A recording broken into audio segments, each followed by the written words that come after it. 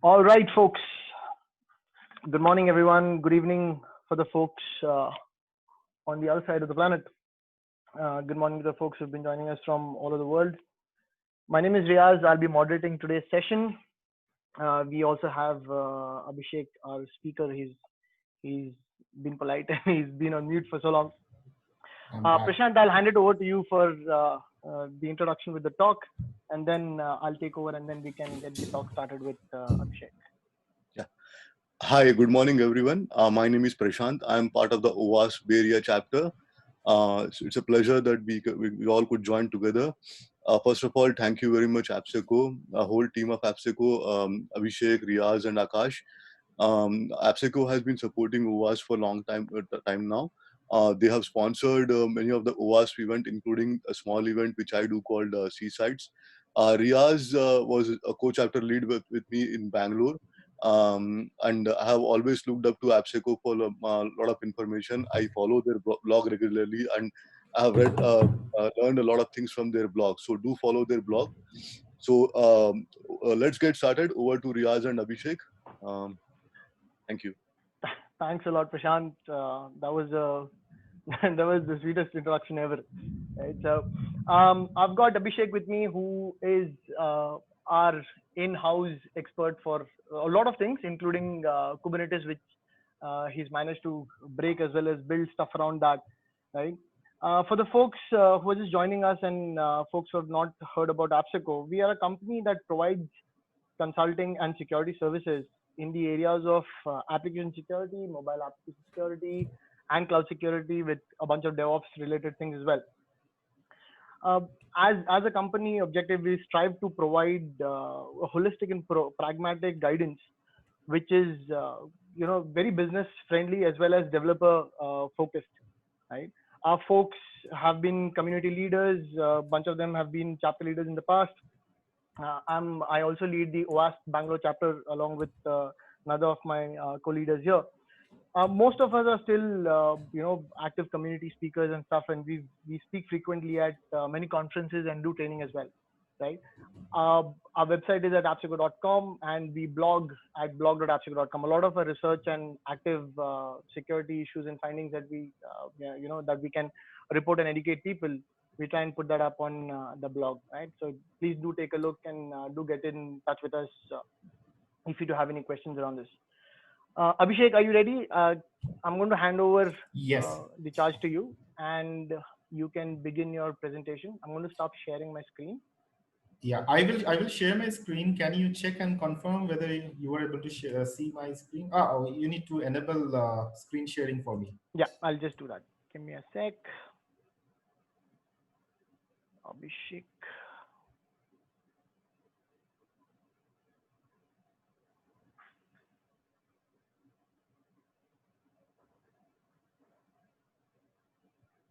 I've made you the host. You should be able to share screen. Okay.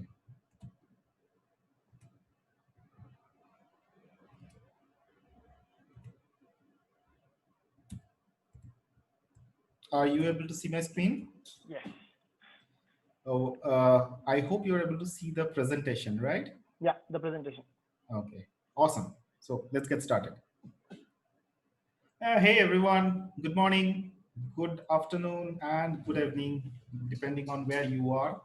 For me, it's almost midnight, and I have a similar ambience in my room. So let's get started. Kubernetes from an attacker's perspective.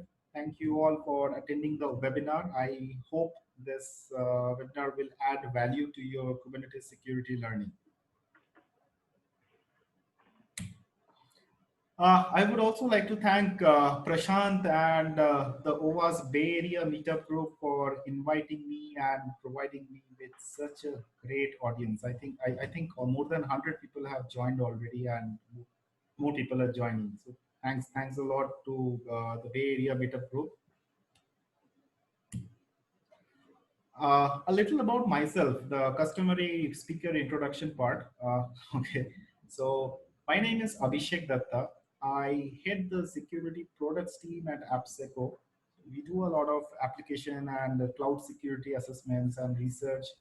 And apart from that, we also do a lot of Kubernetes cluster security assessments. So if you are interested on any of these, do get in touch. Apart from that, I am also associated with Null, which is India's largest open security community. I take care of some tech related things at Null. And one of the things which I'm kind of proud of, in a past life, I had been a security researcher. That is, I discovered a lot of vulnerabilities in enterprise software such as Microsoft Office and Internet Explorer. I guess anyone who has done some security research has probably found one vulnerability in Internet Explorer. So I think I can claim myself to be a security researcher for that. I also do open source. I like contributing to open source software and do some open source development. So you can check out my GitHub. And if you have any follow up questions after this webinar, or you want to generally talk about Kubernetes security, I'm pretty active on my Twitter. The Twitter, it's ABH1SEK, my Twitter handle. So do get in touch if you have any feedback, or you want to generally flame me for spending 1 hour with great or probably lame content. Okay, so let's see. Let's define the key takeaways for this session. Primarily, my primary objective with this session is to talk about Kubernetes from an attacker's perspective, right? It's more of an approach. What I want is to share the various things that I will look at when conducting a Kubernetes cluster security assessment or penetration testing. So I will focus more on the approach side. I will not spend time on introducing Kubernetes or talking about what is Kubernetes much. I expect that those of you who are joining this webinar is familiar with containers and container orchestrators like Kubernetes. In case you are not, hang in there. I think still this talk will add some value. Towards the end of this talk, I will provide a lot of resources for you to learn Kubernetes. So maybe if you are new to Kubernetes, you can use those resources, get familiar with Kubernetes, and come back and maybe go through this talk again. This will be recorded and made available in, I think, OWASP's Bay Area Meetup Group's YouTube channel or somewhere. So do revisit this after you're familiar with Kubernetes. Also, I will do a lot of hands-on, right? So I will do hands-on on attacking Kubernetes cluster. Specifically, I will do it using some scenarios. I will cover 2 scenarios, one related to a namespace breakout and one related to some cloud attack surfaces, right? So most of the hands-on will be through these scenarios. Hey, Abhishek. Yes. There is a black mark on the screen. I think that's become visible to everybody who's looking at the screen. Can you stop share and reshare again? Where is the black mark? There's one on top with above key takeaway. There's like a straight line, and there's one at the bottom right. Yeah. Is it gone now? It's gone to the bottom of the page. Okay, so that is the the zoom thing. Let me see if I can minimize that.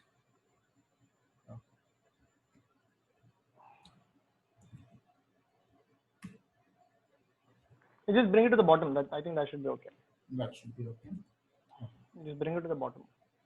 Is it fine? Yeah, it's visible on the screen. Okay. So if I switch to terminal, still it's fine, right? You can see my terminal? Yes, yes, yes. Oh, great. And folks, there is the Q&A button. The option for Q&A is available. If you have any questions, please ask your questions in the Q&A just by clicking on the Q&A button. Abhishek will take those questions at the end of the talk. All right. Sorry, go ahead, Abhishek. Cool, thanks. Yeah. Little overview on my environment that I'm going to use for demonstration. You will see that I have 2 terminals. One is a terminal with a light background, whitish background. This is the terminal that I will use to interact with a Kubernetes cluster as a privileged user, right? Means with credentials that I have, mostly cluster admin. And there is a dart terminal. So anything that I do here will be from an attacker's perspective, right? So either outside the cluster or from a pod inside the cluster. So whenever you see typing something in the black terminal, uh, you will know that this is something that is being done from an attacker's perspective. Okay, so what is Kubernetes? Kubernetes is a container orchestrator, which means you tell it to run your containers and it will schedule your containers in one of the available nodes in its cluster. It has a cluster of nodes and it will ensure that your container is running in one of the nodes based on a resource availability. And it will also provide your container whatever is required, like configuration, secrets, network services, connectivity among other containers, as well as expose it outside the cluster. So this is the role of a container orchestrator, and that is what Kubernetes is. If you are new to Kubernetes, if you're not familiar with Kubernetes, or even if you have some idea of Kubernetes, I really encourage you to check out this, I think 20 minutes video called the Illustrated Children's Guide to Kubernetes. This is a really great explanation on the role of containers and container orchestrators in a larger technology ecosystem, like where they fit in, why Kubernetes exists, right? So this will be pretty useful for you to understand what is Kubernetes to start with. At a high level, Kubernetes looks like this, right? So let's go and deploy something in our test cluster. So I have a cluster here, a cluster created on GKE, Google Kubernetes Engine. As you see, no pods or anything are deployed. This is just a vanilla cluster just set up some time back. The default pods provisioned by GKE is running here. Let's go ahead and install something. I will go ahead and install a WordPress.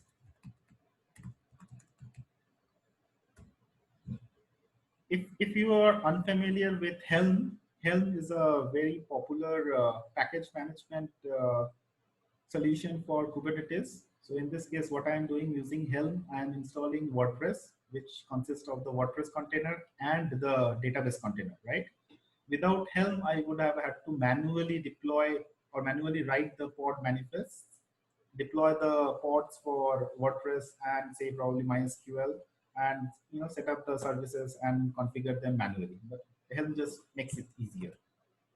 Now, if you see get pods, you will see that the containers for WordPress and MariaDB is being created as part of the Helm chart, which gets deployed. So we'll come back to that. But let's have a high-level understanding of the various components of Kubernetes, right? Kubernetes has a master, and Kubernetes has a bunch of nodes. There can be more than one master as well, but in most of the times, by default, if you provision a cluster on cloud, by default, a single master is created, right? So when I am creating a pod, my kubectl or kubectl, whatever you want to call it, is basically interacting with the RESTful API exposed by the kube API server. The kube API server in turn does authentication, authorization, admission control, and a bunch of validation before persisting this object that I want to create or modify, right, into the etcd database. Then comes other components of the Kubernetes master node, the controller manager, the scheduler, cloud controller, a bunch of other components are there, which are responsible for ensuring the state of the cluster is actually implemented. Which means if you create a pod, somewhere in one of the worker nodes, the containers for that pod should be running with whatever resources as defined in the pod manifest. So what API server will do, it will communicate with the kube scheduler will decide one of the available nodes in the cluster which has the required resources and meet certain criteria for the containers to run, right? then it will tell the kubelet or another component of Kubernetes which runs on each of the node that a new pod has to be created. Then kubelet is responsible for creating the pods with providing the environment and setting up the containers and ensuring that they are running. The idea is Kubernetes has a lot of moving parts. There are so many components involved apart from the workloads that are being deployed in a cluster. So there is a lot of attack surface. In order to attack Kubernetes, it is important that we understand that there are what are the various components, what role these components play, and how does the overall play happens inside the cluster, right? So let's look at the same from an attacker's perspective, right? If you want to just jump towards attacking Kubernetes, maybe you can find out a bunch of tools and known techniques and try to audit your cluster. But I think in order to have an effective audit or effective testing, it is important to start with a simple threat model, right?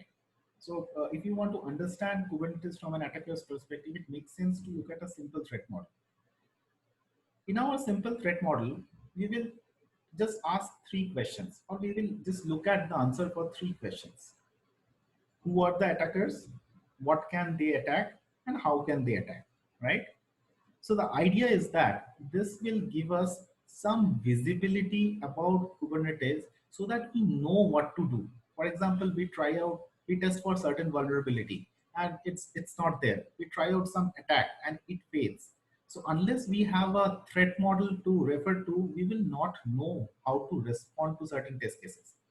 We will not know what to do next if a certain attack fails, right? Or we will not know which component of Kubernetes to focus on and which one not to focus on, right? So threat model acts as a reference that guides our attacker activities.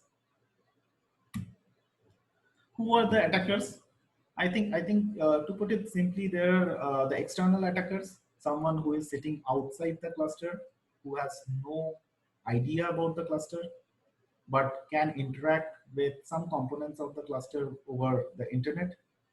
Maybe the applications which are exports, IP address, master IP addresses, worker node IP addresses, and so on and so forth. Then there is the internal attackers. Attackers who has some access inside the cluster, probably by exploiting, say, some application which is exposed outside the cluster. An attacker has gained an access into one of the pod. So what can such attackers do, right? You would not want someone to exploit one of the web applications in your cluster and end up having access to everything in your cluster, right? You would want an attacker to be restricted to only specific parts, maybe whatever he has gained access through exploiting some exposed service. Then there is also privileged attackers. This means an attacker who has some access into the cluster, not cluster admin, but some access using which he can interact with the API server, right? And probably either list objects, get objects, or create some restricted objects, right? So in this simple threat model, these are the 3 types of attackers that we will look at. Now, what can they do?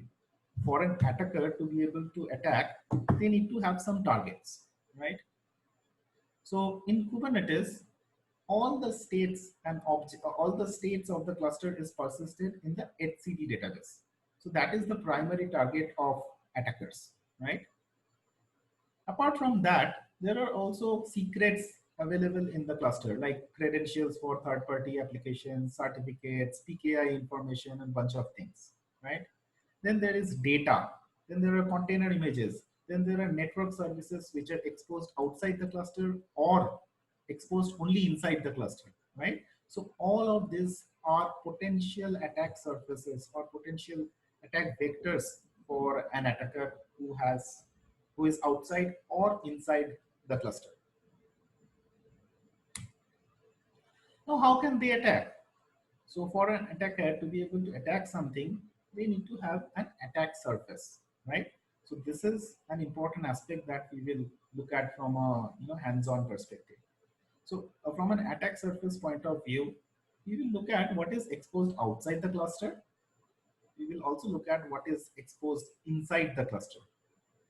In addition to that, we will also look at what is exposed in the cloud environment, because our cluster is provisioned in Google Cloud by the GKE, Google Kubernetes Engine Service, right? So we will also look at, is it possible to exploit some cloud related configuration weaknesses to get into the cluster, or is it possible for an attacker who has some access into the cluster to break out of the cluster and access resources outside the cluster but within the account of the within the cloud account, right, within the cloud infrastructure belonging to the same user.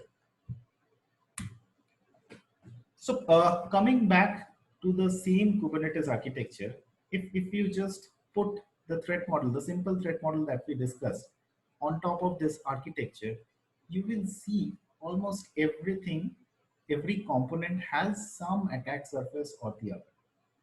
So if you are a pen tester who is looking at how to attack a Kubernetes cluster, so depending on your starting point or depending on your current level of access, you probably should look at various components, right?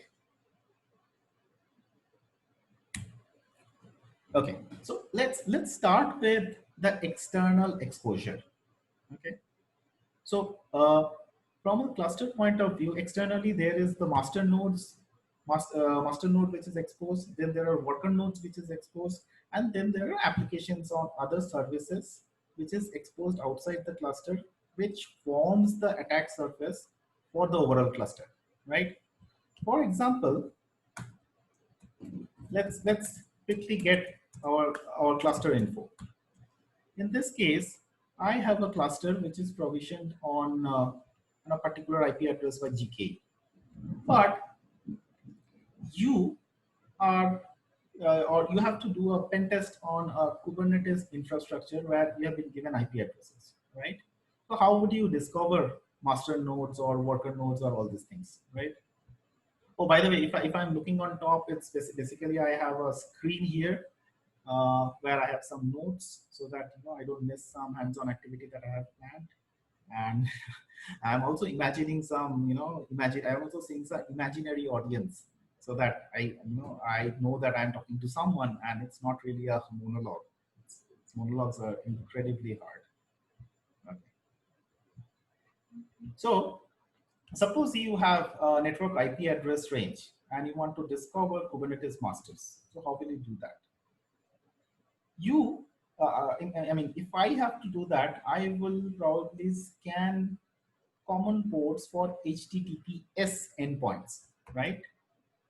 And if you have discovered some HTTPS endpoints, one of the easiest way to identify whether that endpoint belongs to a Kubernetes master or the API server service is just doing a curl on the /version endpoint.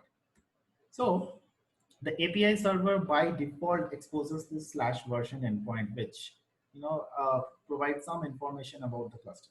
So this way, you can probably scan a bunch of IP addresses, and using this method, you can discover if some of them are Kubernetes masters, right? For some misconfigured masters, right, there are chances that there are some old master nodes which does not have proper role-based access control or authorization checks. In such a case, you can also try to do something like this: namespaces /default/ports to quickly check whether authorization, whether some access is available to an anonymous user, right? In this case, we can see that the GKE provision cluster ensures that anonymous user cannot list ports, but you never know. So you should check for this, right?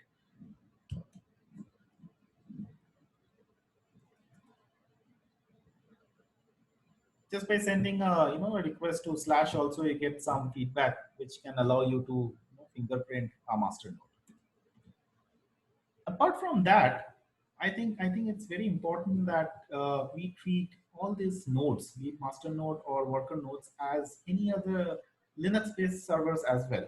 So we should definitely do the conventional infrastructure assessment or infrastructure pen test for the Kubernetes infrastructure, because ultimately these are Linux servers on top of which some container runtime is there, and on top of which Kubernetes components are there, and your custom workloads are there, right? So coming back to discovering node, right? If you have a bunch of IP addresses and you want to discover worker nodes belonging to a Kubernetes cluster, ideally you should run a port scan and discover. Sorry, I think I should have done the previous check from the Plack terminal, because Plack is the attacker. Okay, so if I have some IP addresses of worker nodes, or if I have, if you have a network range where you want to discover a potential worker node, an easy way to do that is scan for these ports.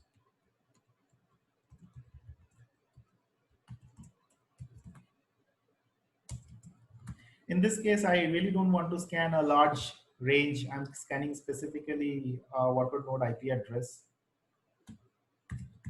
But if your scope is to scan a network range and discover worker nodes, then these two ports are pretty useful to look at. Also, Kubernetes has a specific node port service type. Node port service types are exposed on certain port range on this node IPs, right? I think it's 30,000 to something. Kubernetes, let me quickly check. Kubernetes node port range. Yeah, it's 30,000 to 32,767. It's fully documented.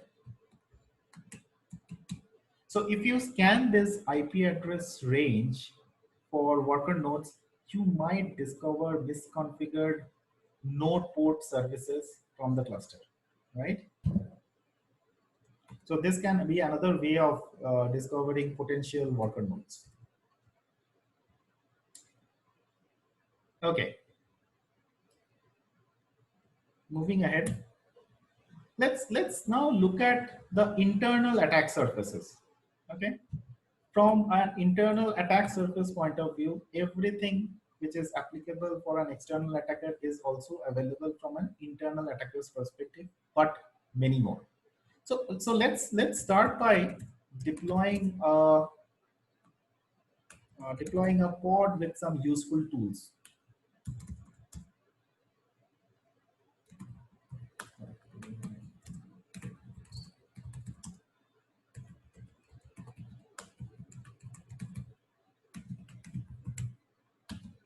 Okay, so this particular Docker image is basically a base Ubuntu image with a bunch of commonly used security tools installed inside it.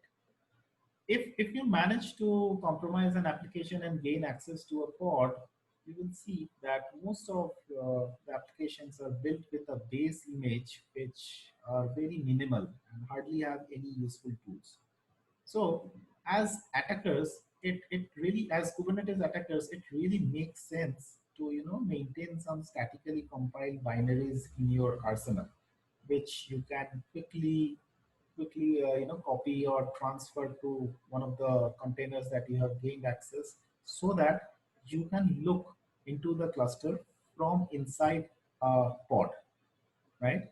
So one of the popular tools, or one of the statically compiled binary which I find really useful is the BusyBox binary, which have a bunch of common Unix tools compiled inside it. So it's pretty helpful.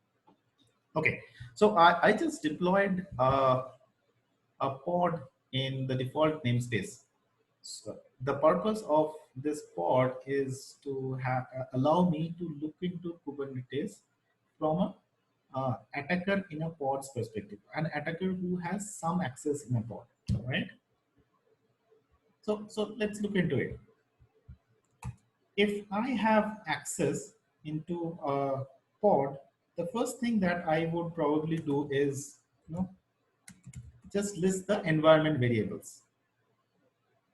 You will see that by default, Kubernetes sets a lot of environment variables related to services that are exposed in the same namespace. For example, earlier during the webinar, we installed WordPress and MariaDB as part of the WordPress installation, right?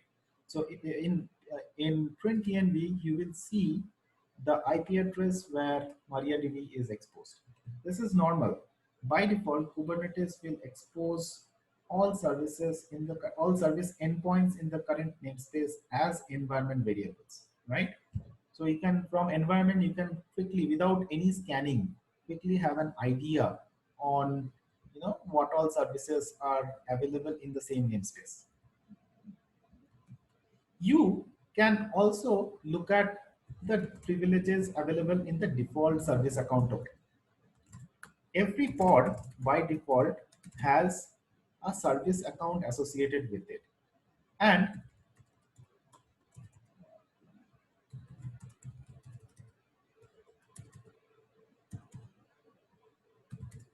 there is a service account token using which you can authenticate with the API server.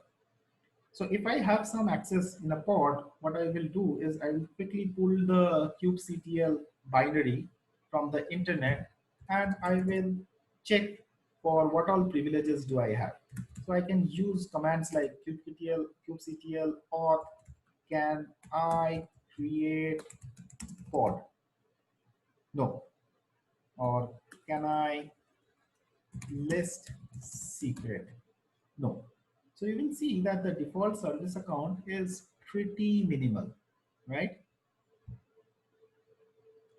But it really makes sense from an attacker's perspective to try to figure out what all privileges which is available with the service account associated with a given pod. You never know, you might have some privilege which allows you to laterally move in the cluster.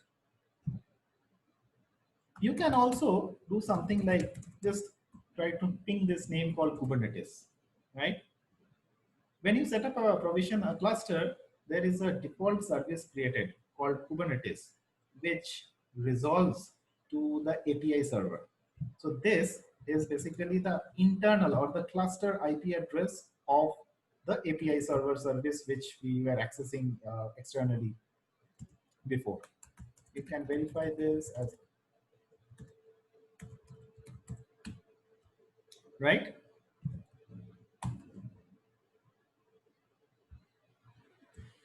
Another pretty interesting thing which I have noticed in GKE, specifically in GKE, I have not really tested other cloud managed Kubernetes clusters like EKS or Azure Kubernetes service. If you know the internal IP address of a particular node, right? This is me, attacker, inside a node. If you know the internal IP address of a node in which the pods are running, it seems in GKE the read-only kubelet port is open. The read-only kubelet port is on 10255. Using that,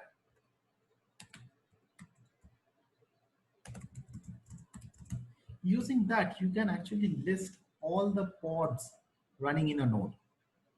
So imagine you have some access in a pod, and if you have the read-only kubelet port reachable to you from inside, you can quickly figure out what all pods are running on each of the node. But yeah, for that you have to figure out the internal IP address of this node, okay, which can be done by some scanning or some by making some educated guess, because Google Cloud uses some conventions. Coming back, so from an internal attacker's perspective, there is a lot more which is visible to the attacker apart from what is visible outside, right? Apart from these tricks, there are a lot of internal services that may be hosted in this cluster, right? As an attacker, I would scan two network ranges, specifically the pod network, which is visible from the pod itself. If you read about the cluster networking in Kubernetes, you will know that there is a larger pod network, and under that network, every node has a pod subnet of its own, which means the pod network is not 10.0.2.0 slash or at this net mask, right? This probably means the pod network is at this, right? So why should you care scanning the pod network? If you scan the pod network, you might end up finding some container with an exposed port which may not have a service associated with it, right? So it makes sense. But uh, I will consider scanning the pod network at a lower priority. But I will consider scanning the service network, which is where all the exposed services are available. So I can see, you will see that from just by resolving the name Kubernetes, or if you are in a default in a different namespace, then you can just resolve the name Kubernetes as like this: kubernetes.default.cluster.local. Just by resolving this default name, you will know, or you can make an educated guess about the service network IP address. So if you scan this network, you may end up finding a lot of internal services. It is not uncommon for people to deploy internal services like say Redis or a RabbitMQ or Kafka, which has a lot of interesting data and don't have authentication by default, right? So as an attacker who is inside a pod, it makes sense to discover those services and go after them.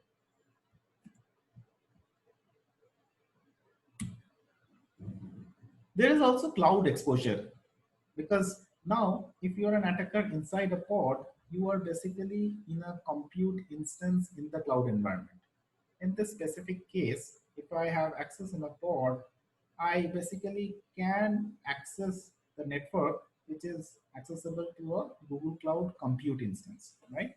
So we have a specific scenario on this, so I will not go too much. I will not go, dig deep now. We will see during the scenario.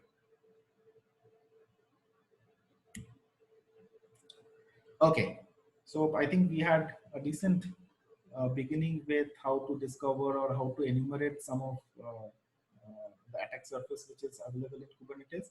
Now let's start looking into the attack scenarios.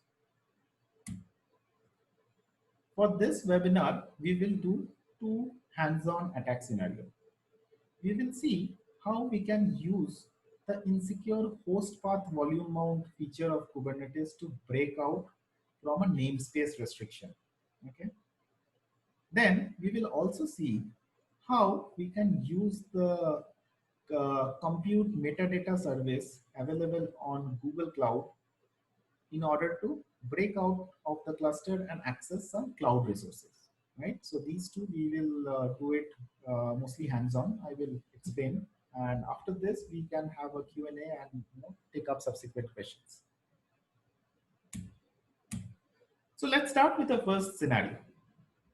For the first scenario, assume that you are a developer who has access to create a pod in only a specific namespace, a namespace called developers, right? You can create pod, delete pod, do a bunch of things, but only in the developers namespace. You can't do anything else in the cluster. Alternatively, you can also think that you are an attacker who has managed to gain access to one of the pod in which say a CI/CD engine or something is running inside a Kubernetes cluster, right? One of the pod belonging to a CI/CD engine. You will see that this CI/CD solutions many a times require privilege to create pods because they need to run build jobs. right? Which can be a Kubernetes pod or a Kubernetes job, which ultimately runs pods. Okay. So bottom line, assume that you have very limited access into the cluster, the ability to create pod, but only in a namespace. What we will do is we will use a feature of Kubernetes called host path volume mount and leverage that to break out of this restriction, right? So to start with, let's set up our environment. So I have a manifest here, which basically creates the developer's namespace. I have a role here, which basically gives all these privileges, but only on pod resources and within the developer's namespace only, right? I also have a role binding, which basically binds the developer role to the default service account available in the developer's namespace, right? So let's set up this scenario. So I will deploy these resources. If you're not familiar with what I'm doing, I'm basically using kubectl customize feature to generate a combined manifest from multiple smaller manifests and deploy it into the cluster, right? So I should have my namespace role and role bindings created. Now let's generate a kube config. So I have a script here. Which basically generates a kube config file with a particular service account token. What is the purpose of this? I want to access the cluster as the developer service account so that I have limited privilege, right?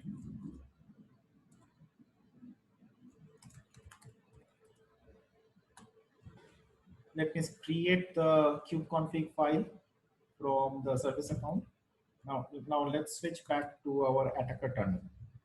So at this point, we are the default cluster admin, right? So if you see here, I can do everything. I can do kubectl get pods -a, and I can do all these activities, right? But if I set this environment variable, then when I do kubectl, I will be accessing the cluster as developer service account, in which case my access will be greatly limited, right? So let's see. See, I can't list pods anymore. kubectl, can I create pod? No. Pod. See, I can't create pod, but I can create pod in the developer's namespace, right? So currently, whatever access I have is bound to this specific namespace. So let's see how we can leverage the host path volume mount feature to break out. Okay, we'll start by creating a simple pod manifest. So let me generate a pod manifest.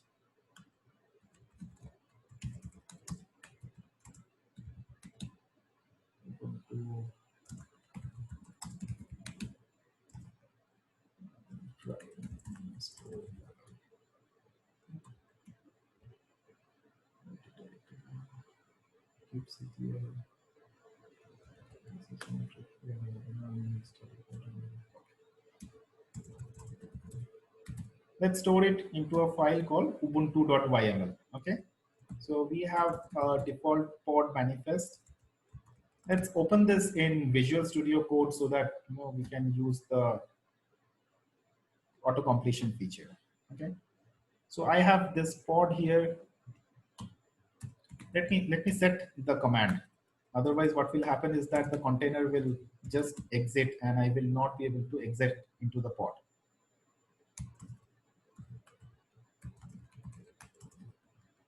So this looks good. So when I create this pod, I should have a container which will set sleep for some time, allowing me to exit into it. Additionally, what I will do, which is the most important part of this attack, is create a volume.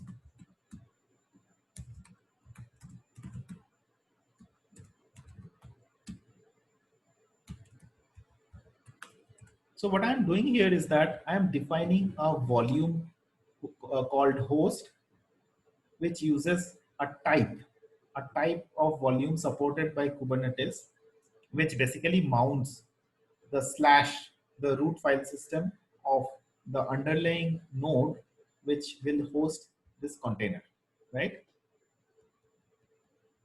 And under the container specification, I will mount this.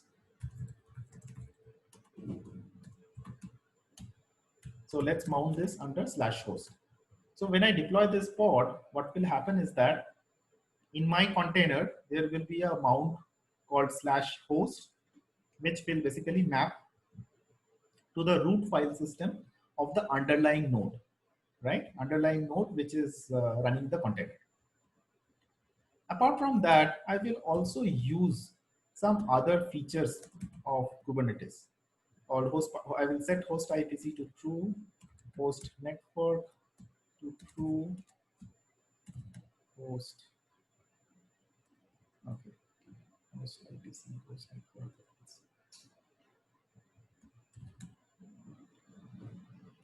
Okay, this should be enough. Okay, so these two options tells Kubernetes that my pod will share the host IPC and host network namespace. Okay, so let's go ahead and deploy this pod. Let's see.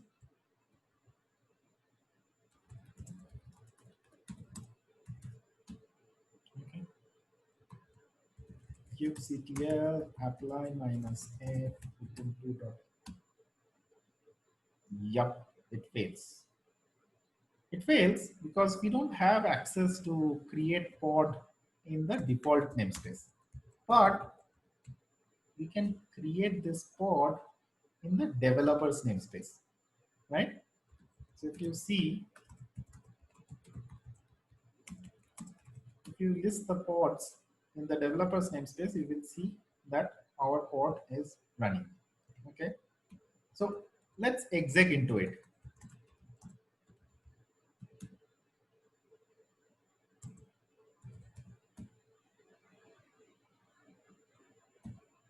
Okay, so I am inside the pod, okay?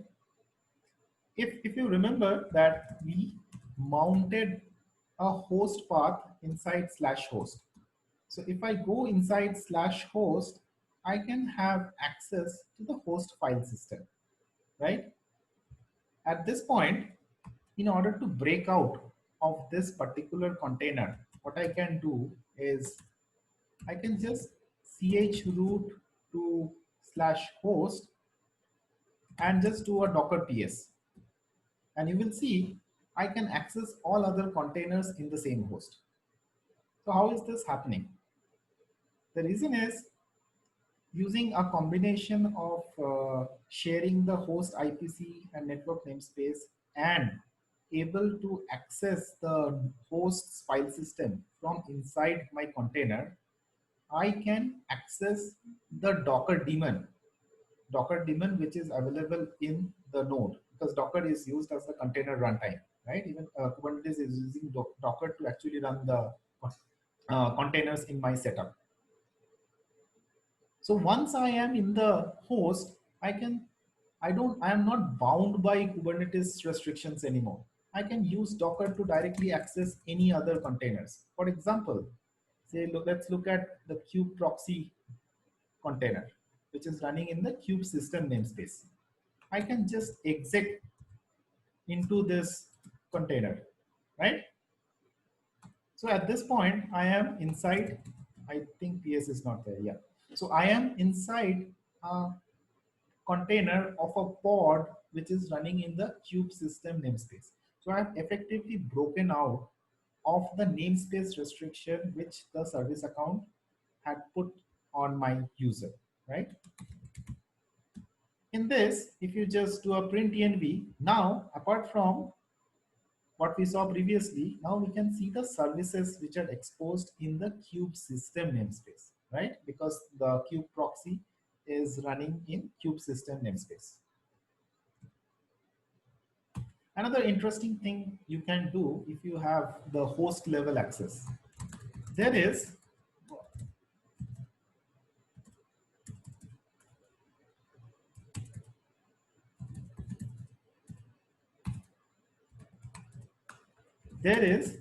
the kubelet's default kubeconfig file.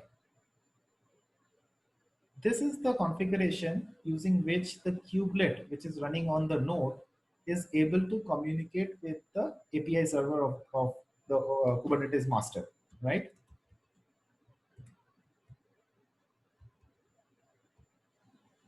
Sorry for moving around in the terminal. We can use this kubeconfig to interact with the Kubernetes master and get a lot of information about the cluster as an attacker. We can do kubeconfig. You will see that this particular kubeconfig has a lot of read access into the cluster, right? You can read all pods using this kubeconfig. You can read all nodes which are available in the cluster using this kubeconfig, right? So if you have some access, if you have access to create a pod, you can chain a bunch of things to gain access into the node, and using some of these credentials which are required. You just cannot delete the kubeconfig configuration, or you cannot restrict kubeconfig from doing this, right? These are required. You can move around, okay? You can do a bunch of things and gain more information about the cluster. Also, we have seen that using Docker, we can directly interact with containers and gain access to any of the running containers. Another interesting thing we can do.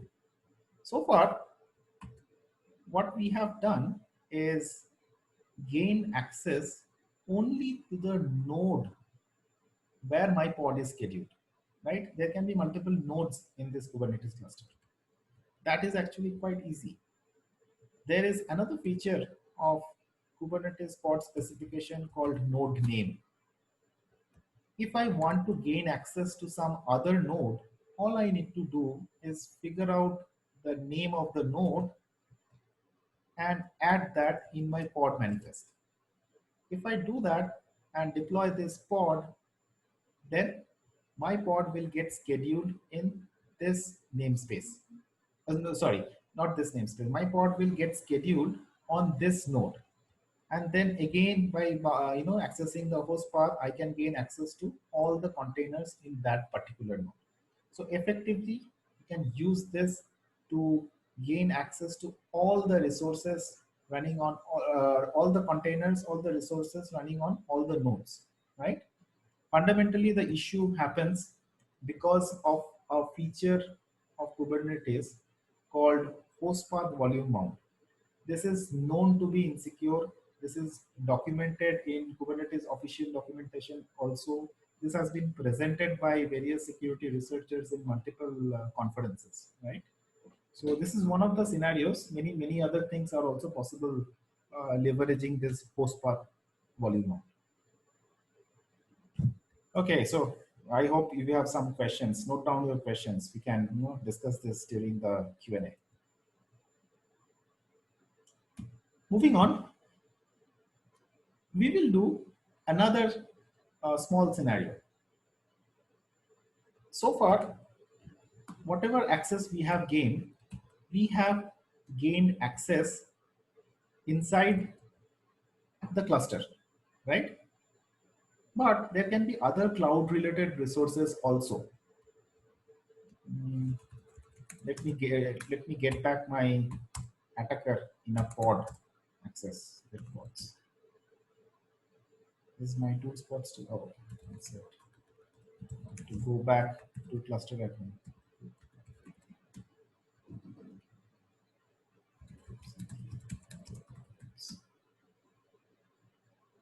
Okay, unfortunately my tools pod has died. I have to recreate my tools pod so that I can access the cluster from inside.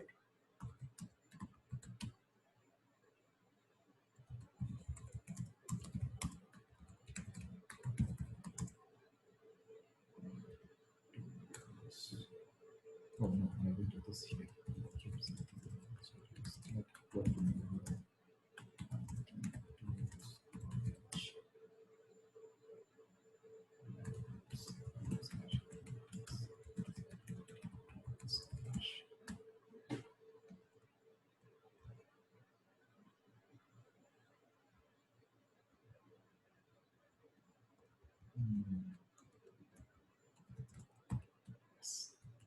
So while the pod is created, so what we will do in this scenario is that we will leverage our access in a pod and try to see what other things we can access in the cloud environment, which will allow us to break out of the cluster and do something in the cloud environment, right? Or gain access to some of the resources which is available in the cloud. For that, what we will do is interact with the Google class compute instance metadata service. This is a very popular attack vector. This has been, highly explored or exploited in application security, especially with SSRF vulnerabilities, right? So we will see for a Kubernetes cluster set up on GKE, a default in default configuration, what can we do with the instance metadata service?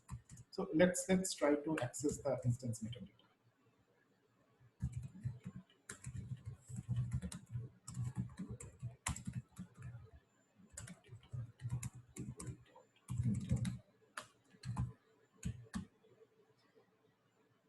So this is a spatial API endpoint web service which is accessible from inside a Google Compute instance. If I do this from outside, it will not resolve. I will not get any data. But if I do it from a Google Cloud Compute instance, I can interact with the instance metadata service, right? And in a GKE provisioned Kubernetes cluster, all the nodes are basically Google Compute instances, right? So that's why if I have an access in a pod, I can interact with the Google Cloud's cluster metadata, Google Cloud's instance metadata service, right? So let's see what is inside. Metadata. V1 instance. Inside instance, there is a bunch of things, but what we are specifically interested in is the default service account, which is associated with this compute instance, right? You will see that the default service account associated with a Google Cloud's compute instance has this interesting dev storage read-only privilege. Apart from a bunch of other privilege, which is primarily used for logging and monitoring, right? Apart from that, the default compute service account has the dev storage read-only. What can you do with this? I think from the documentation you can figure out a bunch of things, but specifically from an attacker's point of view, you can use the service account privilege to list and access all Google Cloud Storage buckets from inside a pod, right? This is pretty useful, right? If you have access to a Kubernetes cluster, you can see some of the resources which is available outside the cluster, but within the same cloud account. In addition to that, you can also use an temporary access token generated by the instance metadata service to access the Google Cloud registry. I will not print the token here because it will leak access into my cluster. In my Google Cloud account. So I will do something like this to store the access token from the instance metadata service in an environment variable called token. And then using that, you can just access the Google Cloud Container Registry. In this particular case, the project in which the cluster is created, there is no image, Docker image is available in the container registry. But imagine you have managed to gain access in a pod by exploiting some application vulnerability. And using that access, without doing anything else, you are able to list all the Docker images available in the container registry as well as pull them. You can just do Docker login with this and then start pulling whatever images are there in this private registry, right?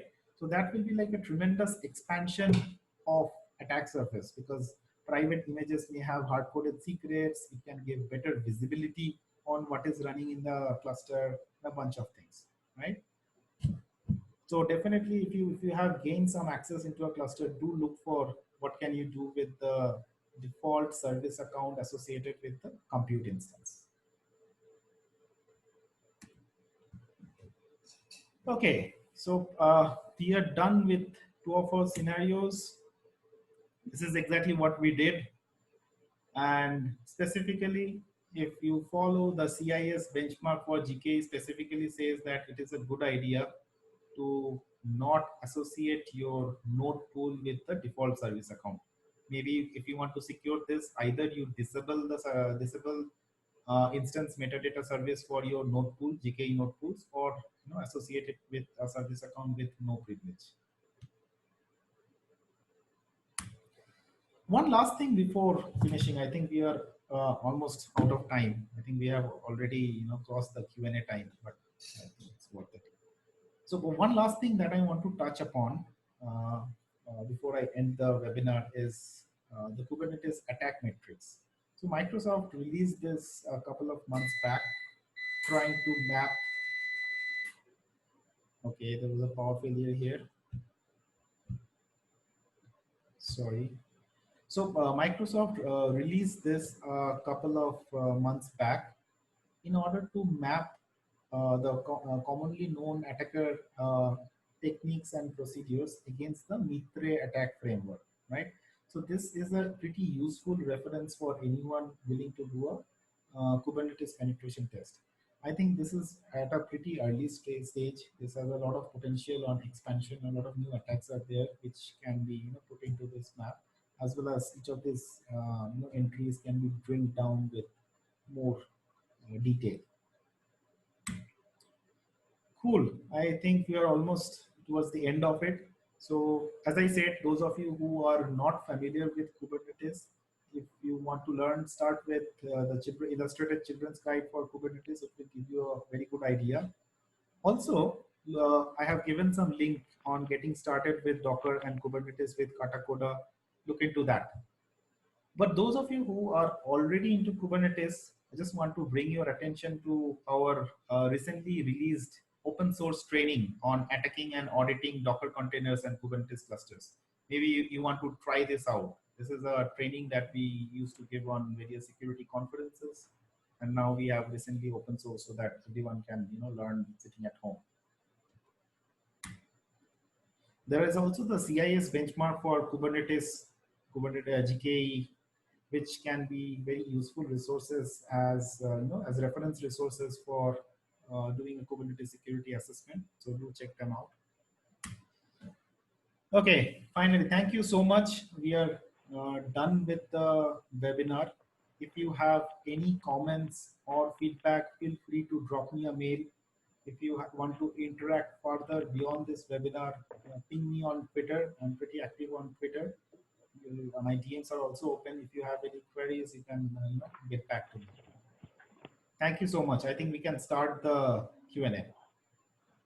Hey, Abhishek, thank you so much. That was very informative as usual. Seeing your passion, the way you operate in office, this kind of reflected back in the presentation with the cool attack scenarios and other things that you covered. A common question that folks have on the Q&A is, will you post the slides? Will these content be available? Are you going to share the Kubernetes configurations and commands and other things that you've used? Right. So what about that?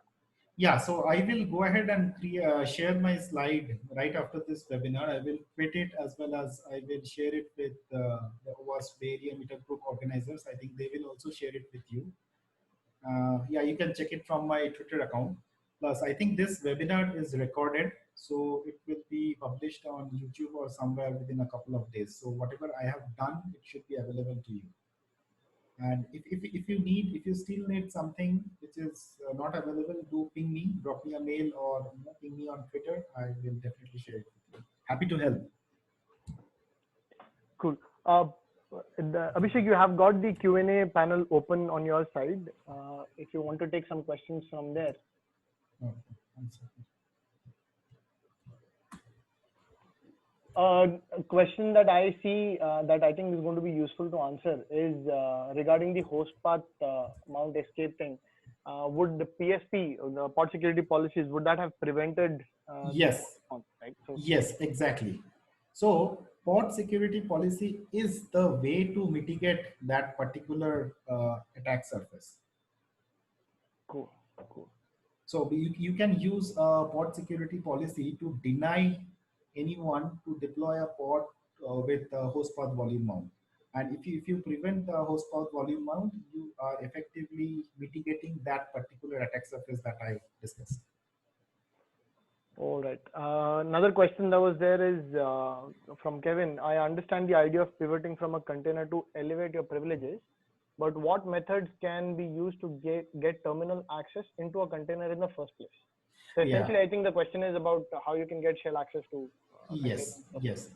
So if I don't have some access into the cluster, what I would do is try to discover what is exposed outside the cluster. Commonly, there are web applications which are exposed, so I will probably look for some web application vulnerabilities which can be exploited to gain some access inside the cluster, basically execute commands from inside a pod, or I will also scan the node IP addresses for the node port service node port service range with the intention of discovering some exposed or misconfigured node port services, which probably will not have authentication, and I will be able to exploit them and gain some access. Okay. But yeah, entry point is definitely a challenge. That's always the case. Yeah, that's true. That's true. I mean, any vulnerabilities that can get you access, either get a reverse shell out or give you the ability to run commands inside a container from the outside. I think that's foot in the door kind of scenario. Right? So in the past, there has been some vulnerabilities in the Kubernetes master. There has been vulnerabilities in the Kubernetes, role-based access control, or lack of role-based access control, yeah, which can be used to gain some access, gain some foothold. But those are patched now. Unless you find a really old cluster, those are not really applicable. So I think the best bet for attackers are services like web application or network services, which is exposed outside the cluster. Okay, sure. All right. I think those were the questions that came in. Folks who are still here and listening to us, thank you so much. You have a good day. For the folks in the West, good night, and have a good tomorrow and a happy weekend for the folks this side of the planet.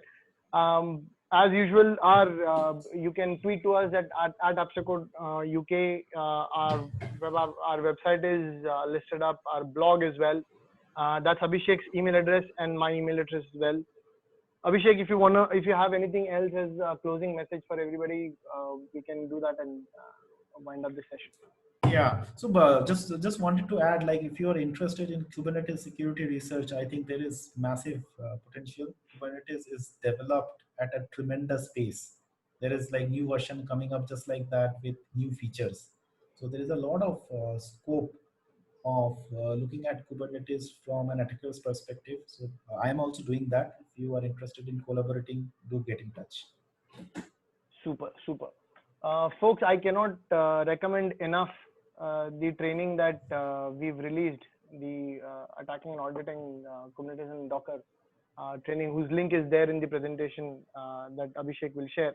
Please do go through that and do let us know what you think about it. It's an excellent piece of training material. We successfully delivered it in a lot of conferences, and we figured that we might as well release it during the whole lockdown, where everybody is stuck at home, right, and trying to learn something or the other.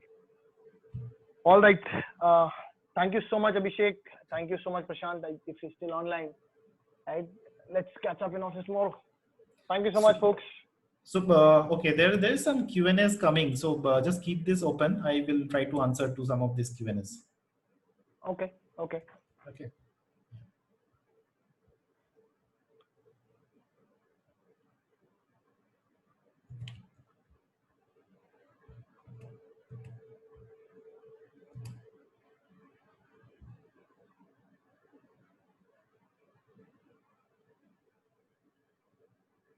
So someone asked, is there is a standard guide to Kubernetes security assessment like OWASP, OTG or MSTG?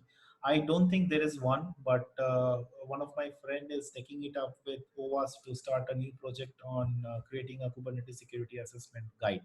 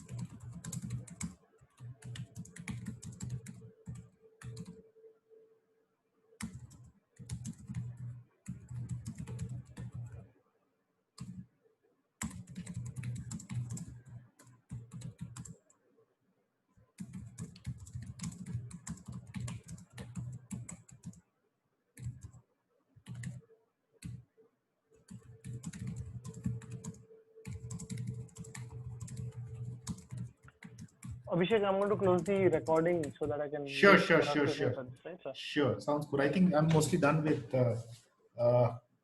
answering all the questions. So, folks, yeah. I will also disconnect. So, if you have any query, just ping me on Twitter or drop me a mail. All right. See you. Thank you so much, everyone.